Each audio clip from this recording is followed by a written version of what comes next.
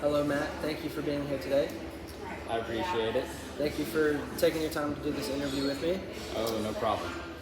The topic of my informational interview is going to be what additional positions can I seek out once I get to an airline to make myself a more versatile employee and to help me better understand how the company works. Gotcha. I'm going to record this interview. Do I have your permission to record it? Oh, absolutely. Thank you again for taking the time to be here. As an airline pilot, you have had a multitude of experience, far beyond what I have so far. The purpose of this interview is for me to gain insights on opportunities I can take advantage of at an airline before I get there. The interview should take no more than an hour, and if there are any questions you feel you cannot answer, just let me know and we'll skip to the next one. Sounds good. I'm very excited to hear about your aviation journey and what you have learned throughout your career. So, Sure. So first question, have there been any positions that you wish you knew about when starting to work for Endeavor? So the airline's kind of an interesting industry because you're trained to fit a certain role, right?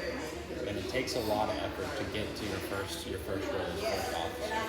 So you've got to go through training, you've got to have the knowledge, and quite frankly, your first year, you're basically just trying to figure out this new job that has quite a bit of responsibility, and then has quite a bit of other tasks that you may not have anticipated earlier on that come with it, right? It's like right now you're in pilot training. You're worried about getting the plane from point A to point B safely, right? Well, now you're adding passengers into the mix. Now you're adding rampers, gate agents, flight attendants. All of the team expands around you. So you kind of have to grow into the team. So that takes a little bit, and knowing the expectations. There's a lot of tribal knowledge in the airlines, meaning there's a lot of stuff that's not on the books, but there are expectations. So, for example, as a first officer, when you at Endeavor, there's the small things that you are expected to do that they've never told you about. So, one thing like that comes to mind is at the end of the day, when we're done with our last flight, it is considered the first officer's duty to contact the hotel van to pick us up. Okay, but that's nowhere in the company pages or anything like that. So there's kind of this trial by fire experience gathering phase, and I feel like I'm getting towards the end of that. So once you're towards the end of that, there's a few options, and I would recommend just figuring out your original job before you start branching out into other responsibilities. But once you feel comfortable with that, and I think that's about, for most people, that's probably a year to a year and a half, you're going to start looking at possibly going in the company direction or the union direction. So Endeavor's a unionized airline. Okay. So we have Alpha representation. It's the Airline Pilots America. So if you want to work with the union, there's quite a few roles you could do. So first of all, you're going to have to go start attending meetings. You're going to have to start communicating with people in the union to show interest and involvement. Okay. So like right now we're holding elections for different representatives. There's representatives on the FO level. There's representatives on the captain level. So you could get involved there. That is going to add tremendously to your knowledge. The union does quite a few things, and it's knowledgeable because they hold the company accountable for following your contract. So they're very familiar with the contract. They know a lot of the information on the contract. So that's one thing you could do. It definitely, you'd know what your expectations are and how far the company can push you if you go to the union route. Now, if you go to the company, there's a few things you can do there. Usually something that people do early on is become a recruiter for the airline. Okay. So I tried to do that. It didn't work out for me. I was at a crash pad and there was a video and I was tried to film it, and our Wi-Fi was terrible. So I think what I submitted was probably awful as far as video quality. Oh, like an application? Yes, all the applications. So there you go. If you do that, make sure you have good Wi-Fi. So that's one thing to do, and it's kind of a nice thing to do because you're not flying all the time. So what they'll do is give you a few days up in our headquarters in Minneapolis. You'll make phone calls, or you might do campus visits or things like that with our STEP partners. So that's a good way to get involved as well. That's how you would get to know the ins and outs of airline hiring at that point. So that would be if you wanted to take that direction, more of an HR, more person-focused role. That's what I would look at. And then other things you can look at as you get farther up and higher seniority is some of the base management. So each base that we have is staffed by some pilots, right? So there's some pilots that are there. They fly occasionally, but it's going to be like your assistant chief and your chief pilot, right? So assistant chiefs are FOs. So that's one thing you could apply for. The only thing with doing that is you really want to live in base to do that, because it's like a 9 to 5. Gotcha. So you come in, you make sure you're tracking the flights, making sure they're getting out on time. Anytime a pilot has an issue, you're doing a lot of like documentation, right? We have to keep all of our pilot documents on record. So like every time I need to get a new medical, which is annually, I have to send my medical in to the assistant chief. They have to go make sure it gets filed away in the proper, location.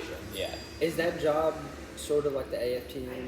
Yes, it's very similar to the assistant flight manager. Yes. So MTSU surprisingly set up like an airline. Yeah, that's what I heard. That's what it is. Very much, even from being your ranker to chief pilot, it's very similar. So, and that's just because of how much flying MTSU does. Yeah. When both you and I were working there, we did 36,000 flight hours. I can imagine it is now. And now it's even higher. And that was with 40 aircraft. So, they're bigger than some airlines as far as fleet size goes, some smaller airlines. So it's a really good program to be in, and it's a really good opportunity. Right now, we have a lot of opportunity to kind of figure out how it works. There's going to be a lot of parallels when you start to get to the airline side. But yeah, base management would be another thing you could do. You're going to need a little more seniority on that. But really, the biggest thing as a first officer that you should be getting ready the next role that you're expected to step into, which would be captain, right? So there at Endeavor, they will expect you to upgrade to captain at 975 hours of flight time at Endeavor. Okay. So that's going to be, they're going to send you to captain training. So you need to have that in the back of your head as you go through, your daily life in those 975 hours, because you can learn a lot from people who are already doing it, the captains you're flying with. So don't be afraid to ask questions. Don't be afraid to get some experience. Don't be afraid to push yourself to try something different, try a different technique of flying an airplane or doing a certain task. So that's kind of the big thing is, I would say that's going to be your primary focus is, okay, I'm going to be upgrading, and then remember your responsibility jumps tremendously when you upgrade as well, because now you're not second in command, you're pilot in command, which makes you responsible for the aircraft and everyone in it.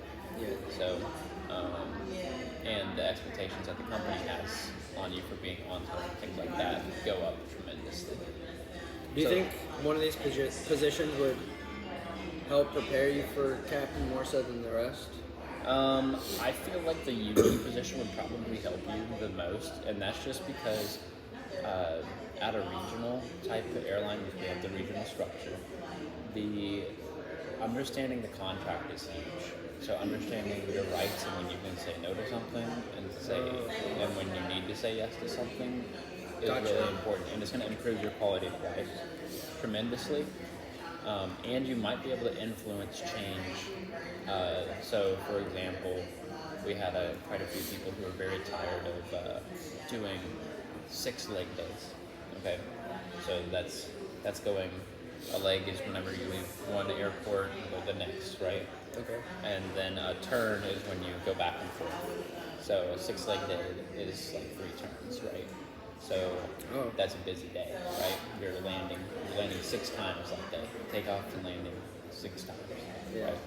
So one of the things is the union negotiated and is trying to work with scheduling to get a better way for us to schedule pilots to avoid 6 leg days. So there's an example. That was pilots who started that conversation, and pilots in the union who did it. So Okay. yep.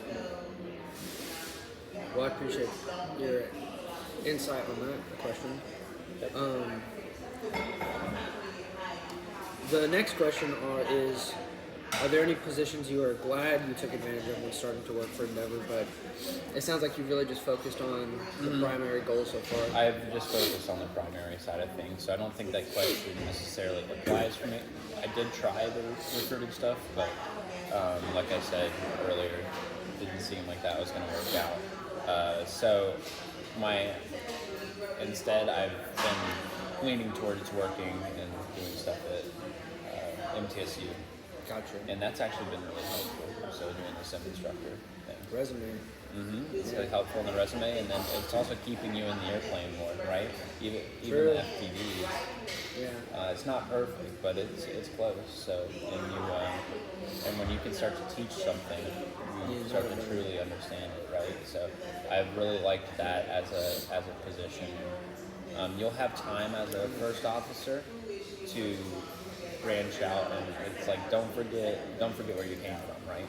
So that's another role. If we go back to the other question, you can do and take a little bit more experience, but eventually you could also go and be a sim instructor for the actual airline as well. But you'd have to live close to the training center. So that's another role if you're really looking at it. But usually they're going to want you on the captain side, so that's why I didn't bring it up initially. Do you need any other certificates or anything to do that? No. You might, if you're teaching ground school, you would need your ground instructor. Okay. But there's not too much else with the sim instructor side of things. A lot of people, if they've lost their medical for some reason, injury, illness, or anything like that, they can go be a non-seniority instructor, which just means they're not on the flying list, and they still can do their job as a pilot, just in the sims teaching other people. Okay. So yeah, so that's an opportunity if you were to ever lose a medical or do anything like that. For me, I got the dispatch certificate. Mm-hmm. So do you think I'd be able to do dispatch and sim instructing? I don't know if you can do it at the same time, because they're very much going to want you in one role. That makes sense. Okay. But like with me doing instructor at MTSU, that kind of frees stuff up. So you could do something else somewhere else, as long as it's not flying for somebody else. Gotcha. So Okay. So for my next question, have you noticed any specific traits / skills belonging to coworkers that led to them being successful in the company?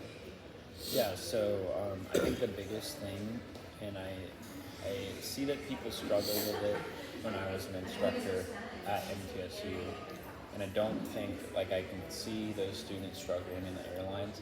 Punctuality is kind of the biggest thing, because we're a whole industry that thrives on being on time, right? Yeah. So if you can't wake up and you can't get to the van at 4:50 a.m., you're going to be in a world of hurt, right? So punctuality is a really big thing. The other, just kind of in general, I would say the other thing, well, there's a few other things, but being a lifelong learner is very important, because stuff changes, right? Like, you have these huge books of policy that we're supposed to know. Your FOM and your CFM. but stuff changes all the time, right? Because somebody discovers a better way to do X, Y, Z. So you need to be able to learn, and you need to be able to keep up with what's going on at the company, what's going on in the industry, and then kind of what's going on in the entire environment and economy there too, right? To be able to make the best decisions for your career. I think other people that I see that are successful aren't afraid to take criticism. So one of the things that you're gonna have to do is you're gonna have to be interpersonal, right? It's you and one other person behind a locked door Yeah. for hours at a time, right? And for days at a time, usually. So your interpersonal skills need to be well adapted to be able to communicate, because each person is different, right? So one day you might get a captain who all he wants to talk about is crypto, and you know you might have to adapt to that. But this guy, you might want to talk about Bitcoin the whole time, but you might know how to fly the airplane pretty well, right? So you can learn from him even if you're over here like struggling maybe. Like I don't know a lot about it, so Yeah. I'm just trying to hold a conversation, but I can still learn a lot from somebody with more experience. You need to kind of come in like a sponge. It's like you need to be a sponge, and you kind of need to be a chameleon too. So, and a sponge absorbs as much knowledge, good knowledge as you can. But being a chameleon, you need to know when.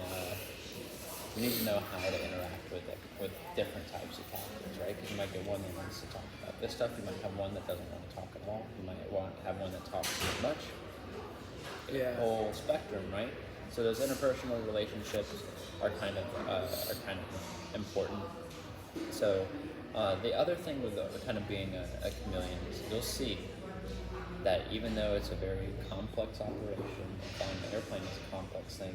There's more than one way to do it. There's technique in it, right? So one thing that you'll have to do to be successful is be able to differentiate what's policy and procedure and then what's technique. Okay? So if you're over here and you're looking at policy and procedure the whole time, and you're kind of you can miss the forest with the trees and kind of put yourself in a situation. You're over here arguing and challenging the captain all the time on his knowledge of policy and procedure. Do you think that flight's going to go well? No, it actually gets to the point where you're going to possibly, unless he's doing something egregiously unsafe, you're actually being the one degrading the safety of the flight, right? Because if you're over here arguing with him about stuff, and you guys are pulling out the books and not flying the airplane, that's kind of a situation you don't want to be in. So that's what I mean by chameleon too. You kind of have to be a good judge of, okay, when do I need to say something? When is this technique? When is this something that I can just let go? That kind of stuff. So, Or just even bring it up later, right? yeah, exactly. So you can bring it up later. Like, so you're on the ground and it's just like, okay, so why do you do that? Or, oh, I'm a little confused on what this procedure is supposed to be, or something like that. And usually when you phrase stuff as a question, it goes. People don't put their guard up, right? Usually it goes a little better. So, but sometimes if something egregiously unsafe is happening, you kind of got to put your foot down, right? So you'll actually learn in training they have scales of escalation. I think I've heard of that. Yeah. So they call it. So you start with a question.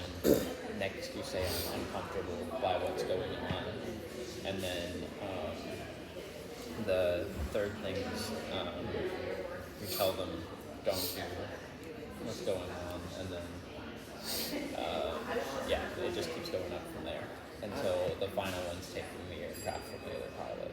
I heard when I went to a Southwest thing, theirs is like, say it in a question, and then it was something like, you put the responsibility on both of you. Like, I don't think we should have done that. Yeah. And then if they do it again, like, okay, I don't think you should have done that. Yeah. Something along those lines. Yeah. I thought So that you was start really inclusive, and then if that doesn't work, Exactly. you start to go exclusive and say, hey, you need to start doing this.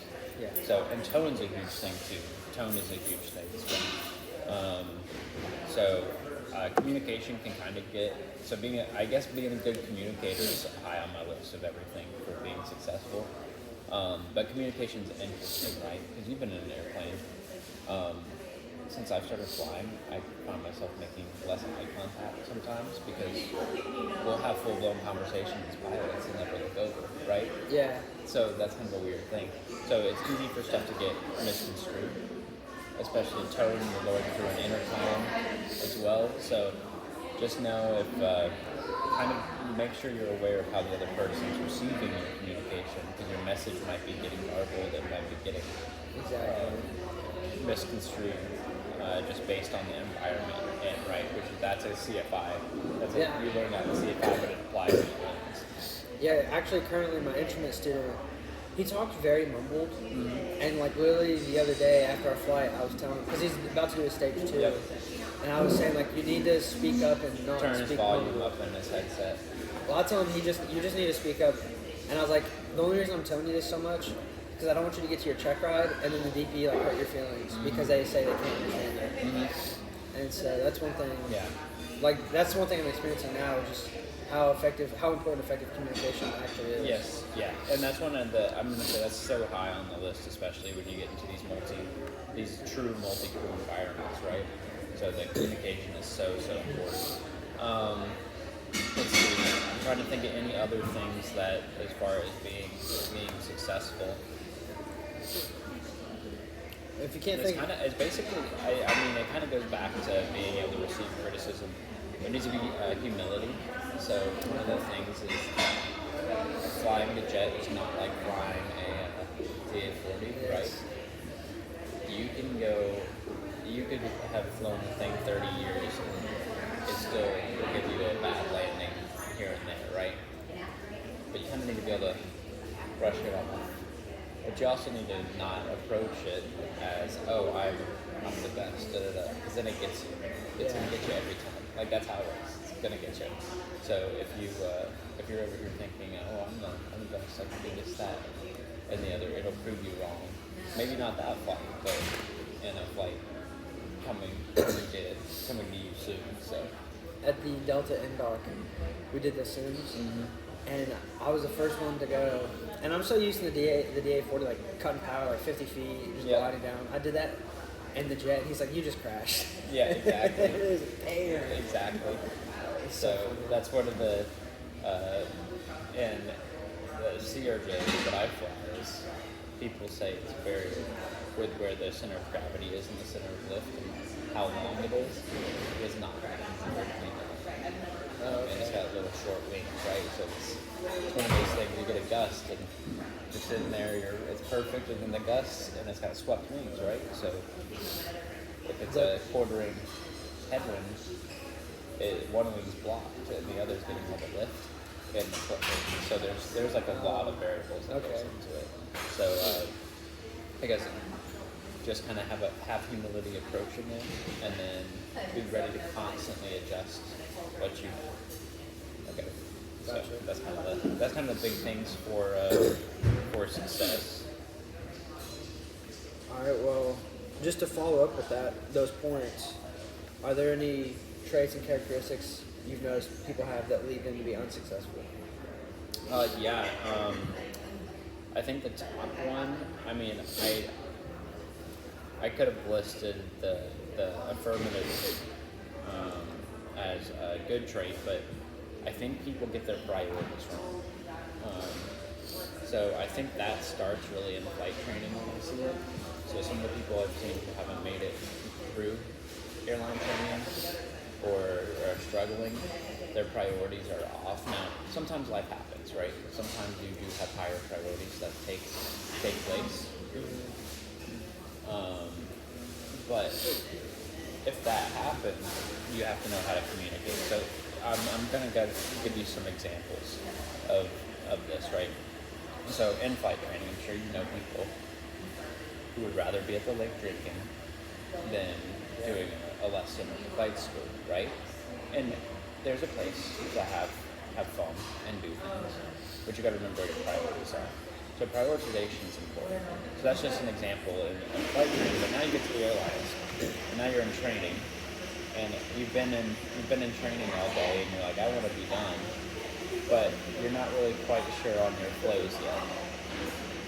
Do you go to the Chili's and go have a good time next to the hotel, or do you go in and sit down for at least 30 minutes and grind it out till you have your flows? Or do you sleep in the next day, or do you go show up to the training center early and go sit down in a paper trainer and make sure you know your flows, right? So that's kind of the priority. Being able to kind of, if you can't put off, like, I guess delayed gratification is kind of important. If you can't put off what you want to do immediately, people will really struggle in training, right? Because everything's not going to go perfect, or everything's not going to be hunky-dory. So just immediately. So the other thing with prioritization is flying, right? So prioritization is something you've been taught since the very beginning, right? Aviate. Yeah. So that's a prioritization structure, right? And then when we talk about, you talk about emergency procedures, everything starts going into a prioritization structure. So some people, when they're flying, really struggle to prioritize the right things. So, quick example of that: you're flying along, you're on a departure, you're on a heading. They give you, okay, they're going to say Endeavor 5031, turn right, heading 130, climb, maintain 10,000. Well, you're sitting there and you're trying to manage the airplane, right? And you're climbing at 2,000 feet a minute, so you're coming up quick, and you're about to capture your altitude. Do you spin the heading first, or do you spin the altitude first? Some people will spin the heading and then the plane captures, and now we've got more work to do. We should have prioritized, in that moment, we should have prioritized the altitude, right? Yeah. Or we could have asked the other pilot to help us out there. So you can kind of see, like, that's like a microcosm of prioritization. But sometimes people really lose the prioritization even in flying. But training and flying prioritization is huge. But the delayed gratification thing is kind of important as well. So there's a lot of people who come in to the airlines, and their dad's a pilot, or they know a pilot, and they think they should be an A350 captain the moment they step onto property. That's not how it works, right? If you sit there and you think that you deserve, or you're entitled to what somebody has spent 30 or 40 years building a career for, you really start to not make friends, right? So one of those things is don't be entitled. Realize you've got to do your time. So that kind of goes into delayed gratification, right? You're not going to immediately get what you want. You've got to do the work and put in the time. The other thing too is a lot of people like to be ungrateful and complain. So this is not necessarily being success. It's not necessarily, you can still be successful and complain, but I wouldn't say you're being mentally successful at that point. You're not enjoying life, right? If you're sitting there finding any excuse to complain. Travis, my instructor, told me when he got to the airlines, he said, man, you really do have a choice. He's like, you can either complain or you can be happy. He said, you could give these pilots $1 million and then complain about holding it, right? So he's like, money doesn't make you happy, it's about your attitude. So one of the things that you see people do all the time is, they want to complain, crew scheduling did this, and this place is crap, and all these things, when really they should just be, if you sit there and you're like, okay, let's actually think about the job I do. I show up for work, I get to go to all these cool places, I get paid quite well right now to do it, and I do my pre-flight stuff, we get up in the cruise, and I'm kind of just sitting there, right? Like we're having a conversation with somebody random. It's a good job. So anytime you start to have those intrusive thoughts going that you, actually working at McDonald's. You could be working at McDonald's, or you could be over here, on an oil rig somewhere, right? Like there's guys out there that are really, busting their butts to do hard work, Yeah. and you're over here, complaining about, oh man, I got delayed 15 minutes, right? So, and of course there's inconveniences, but just don't make complaining your identity. I swear some people make complaining their identity. You'll even go on social media and people will be over there complaining about their jobs. And it's just so tone deaf, especially in today's kind of culture and economy, to be sitting there when you're making close to six figures and you're like, I also think it's tone deaf to everybody behind you. You're over here complaining about, having to get to the airport when you're making six figures, and you have all of your students down there looking up to you, and they're making $20 an hour as an instructor with a much worse quality of life. So just remember, it's not Take a step complaining. back. Take a step back, right? Instead of getting that laser focus, pinpoint kind of ideal, just step back and realize like, oh, I'm very fortunate to be here. Honestly. Like it's a blessing from God. Is what it is. So, I like how you put that. be grateful. So some people, like I said, if people don't have that, they start to get grumpy. Once you start to get grumpy, you start to have issues. Another thing on this stuff that messes people up, do not be afraid. People who mess up will be afraid to communicate that they have issues. Okay? Because as a person, as a human, you're going to have family issues, you're going to have other issues that arise.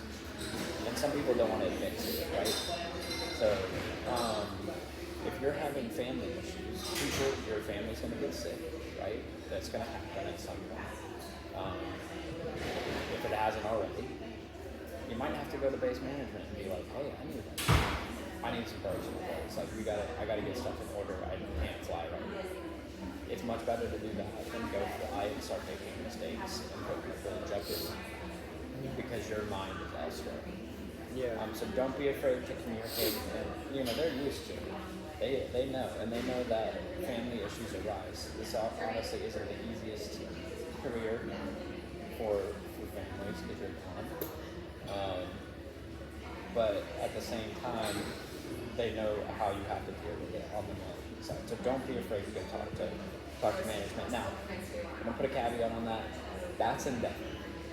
So some airlines I don't think are as good about it. But Endeavor, if you have an issue, so for example, in training, one of my best buddies was in the hospital, and it wasn't looking good for him. He was in the ICU. It was not looking good. Well, I remember calling my buddy's dad and I said, hey, if it starts to look like he's not going to make it, like I need to know.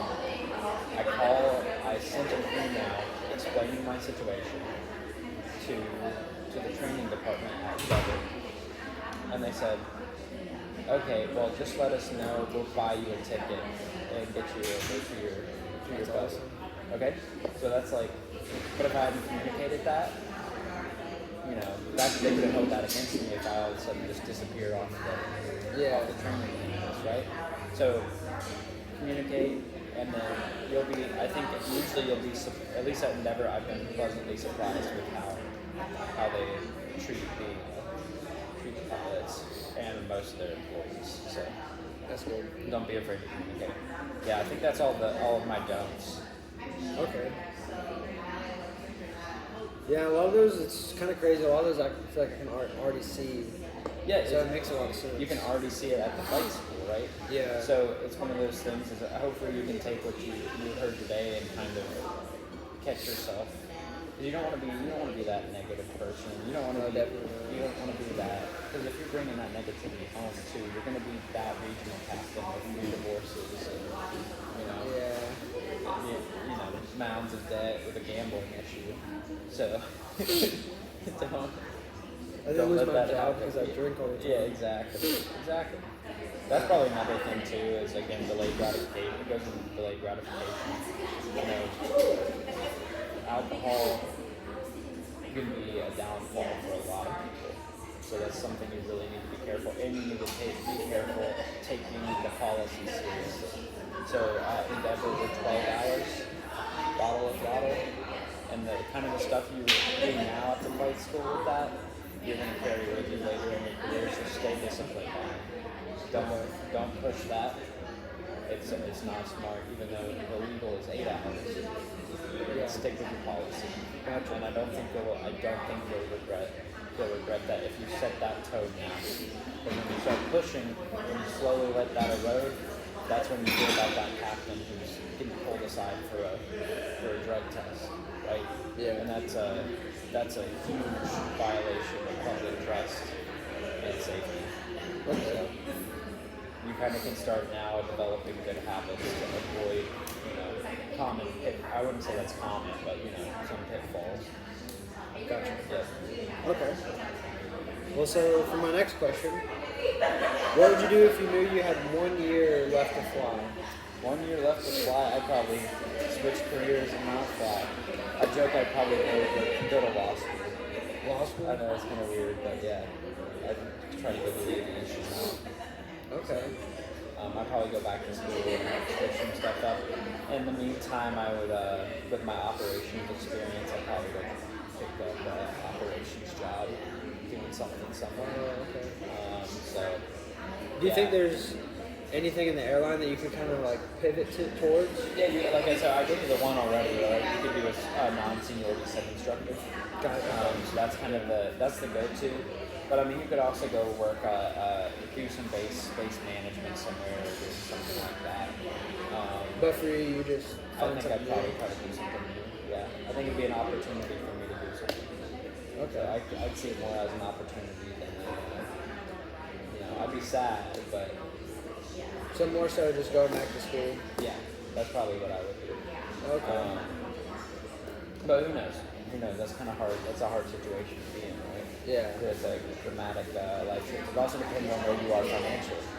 Because if all of a sudden you got 1 year left to fly and you still have student loans, Oh, you're done. yeah, you're done, buddy. Yeah, you gotta go That's figure out how real. to make some money, right?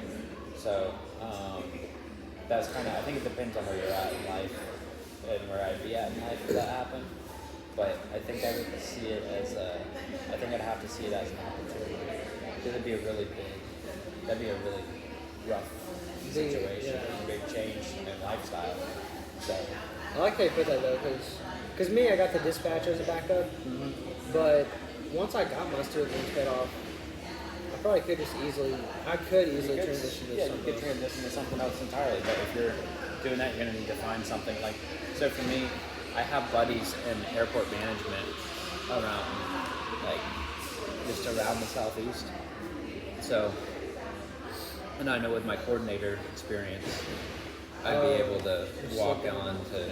I've even been told if you ever want a job here in Louisville, they're like, you just put in your application, we'll take you.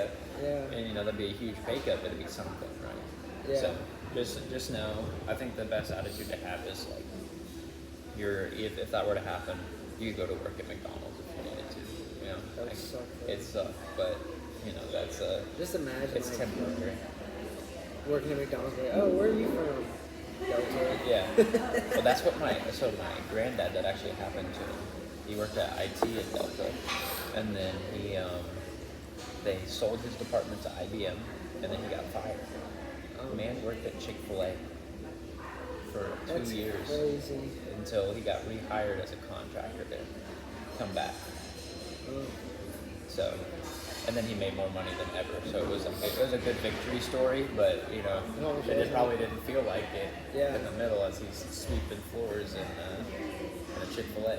So My dad would tell me like coders. Like he's had a friend that's done coding like his whole life, and now like AI just took it over overnight. yeah, And so now he's like just doesn't want a job. yeah. So that's what I'm worried about for automation. Oh yeah, automation. So Alpha, the union, is currently fighting automation. Airbus has been pushing for automation, mainly because they're already very automated. But single pilot operations, I don't see it happening for passenger. I really in my don't. lifetime. I could be wrong, but I really don't. I don't think it happens because you'll hear stories.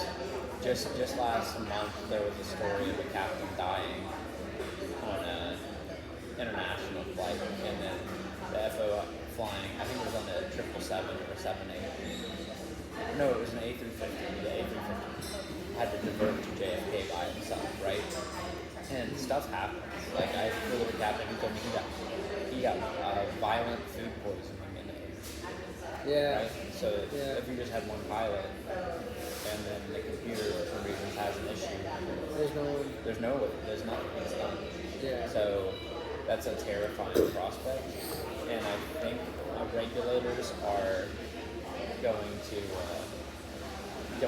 probably fight it, but the airlines have been pretty clear to me that they don't want it. Ed Bastian, the CEO of Delta, was on an interview last year and said he doesn't get on an airplane unless he's got two Delta pilots on it. So That's a good point, actually. yeah. Because even if the manufacturers make the plane like that, the airlines seem like they don't want it. They don't. It's a liability for the airlines because the airlines are the ones who are dealing with the personnel, right? They know every time they have to submit an ATSB report because a guy gets sick at the controls, or Yeah.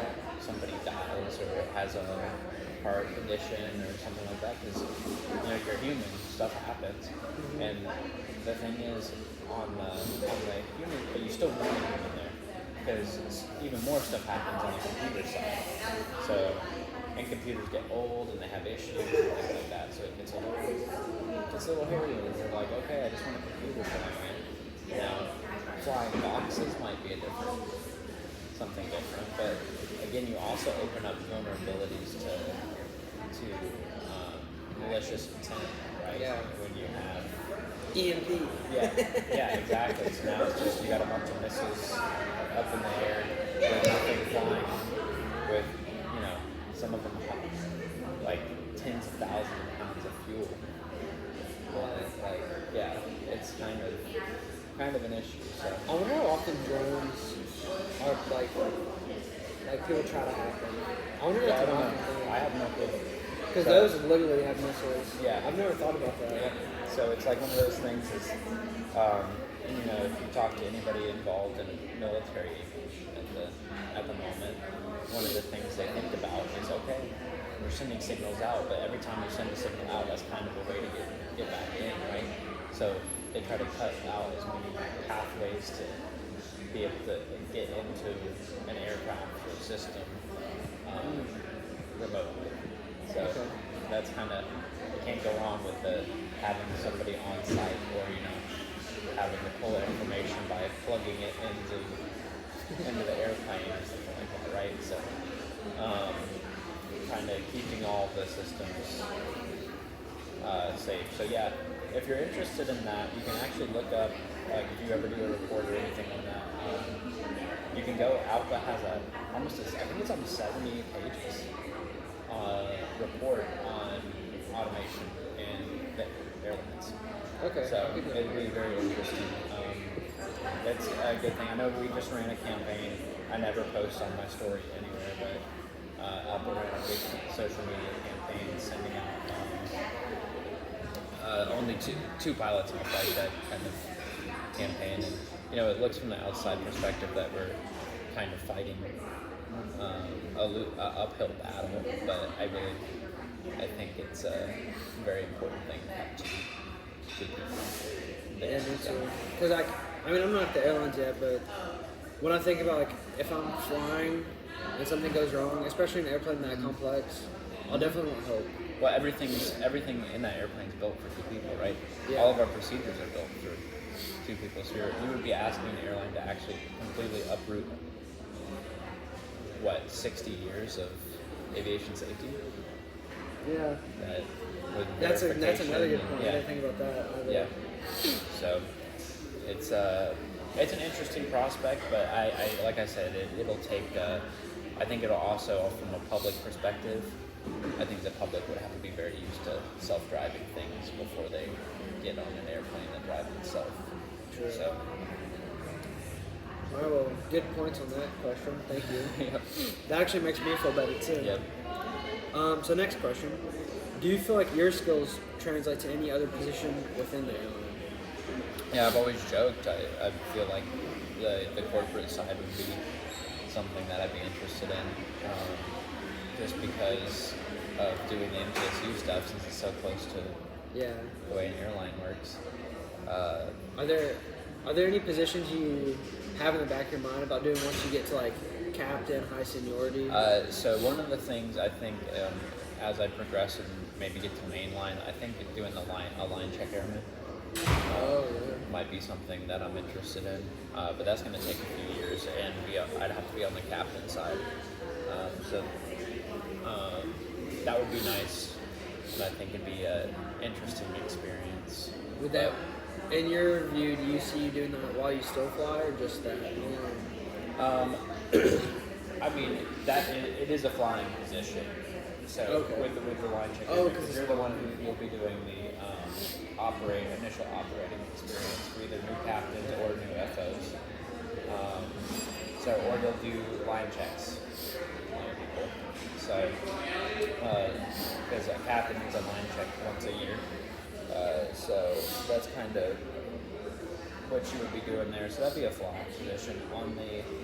If I wasn't flying though, I'd have to explore. Honestly, starting out pretty early, I don't have a lot of ideas of what I would try to do getting involved on more of the corporate side.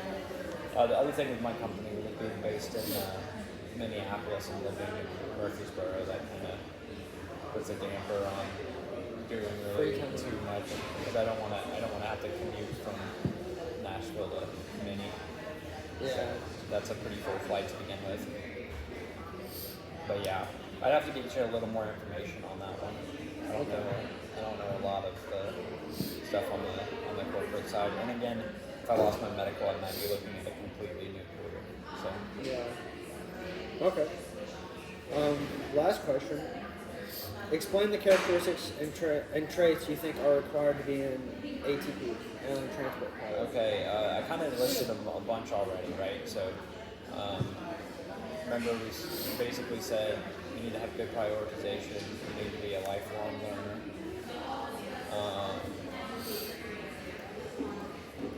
And then I guess with ATP, when you say that and word the question in that way, the big thing I think of is professionalism, right? Okay. Because there's a difference between a commercial certificate and an ATP, right? Yeah. Yeah.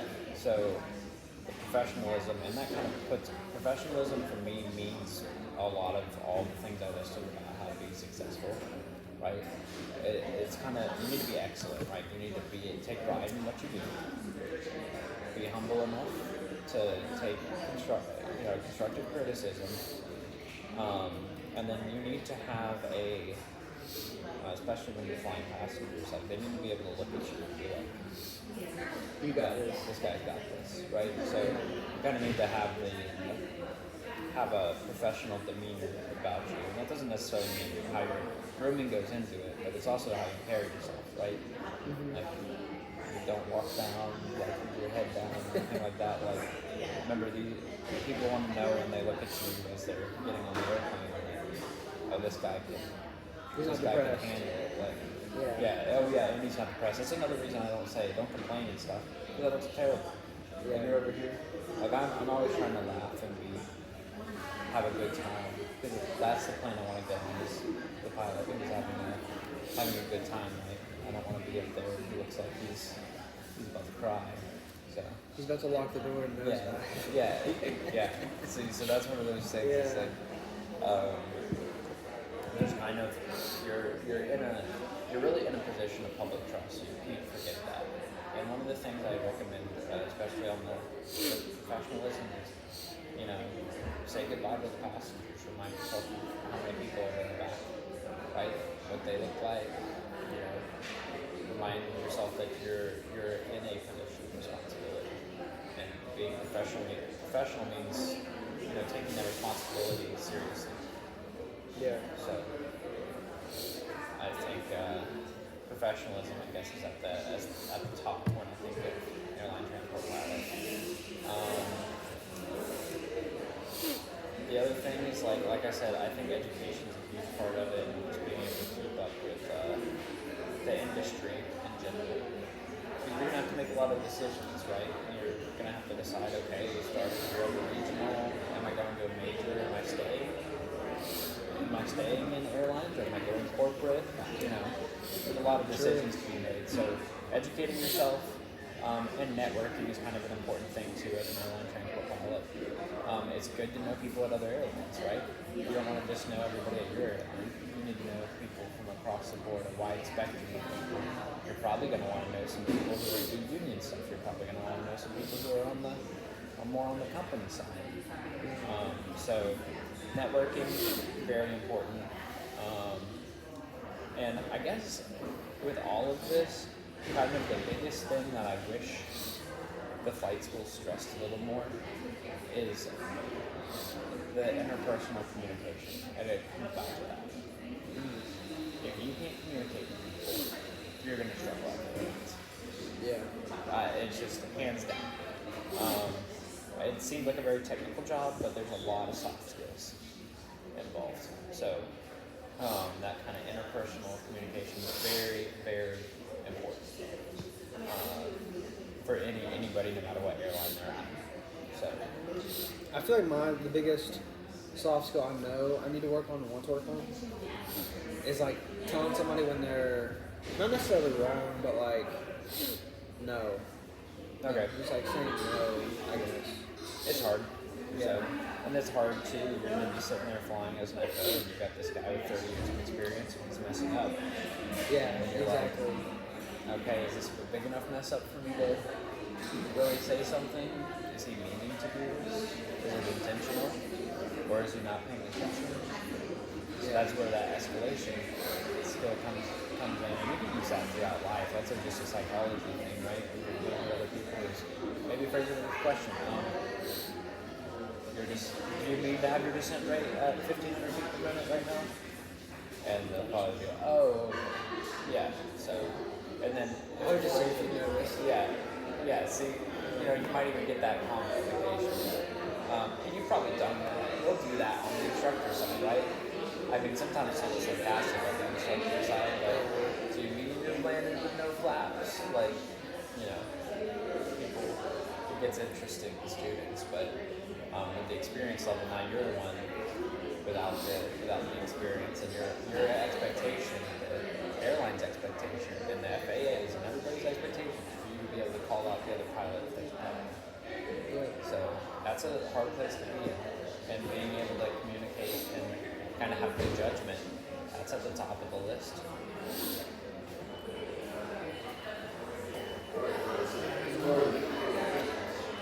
Those are all my questions. Do you have anything else you'd like to add? Nah, dude, it's just a fun job.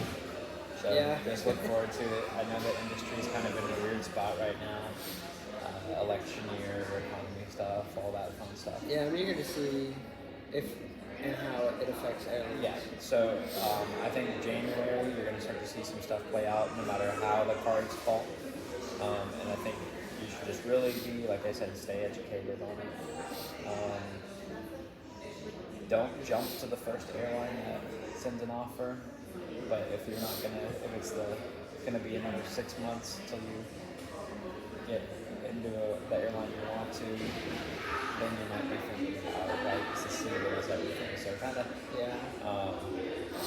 just keep trying, keep plugging away at your hours, because I know it gets a little daunting sometimes if you're sitting there and you're at 500 hours and you're like, this is taking forever, right? So just keep up. I'm only at 360. Yeah, just wait till you get 600 is like the hair fall out, like I'm gonna be here forever kind of feeling. But it's because you're at the crest of the hill there. It's like senioritis. Yes. Senioritis kicks in at 800 too. There's like difference. So 600 and 800 are like the worst.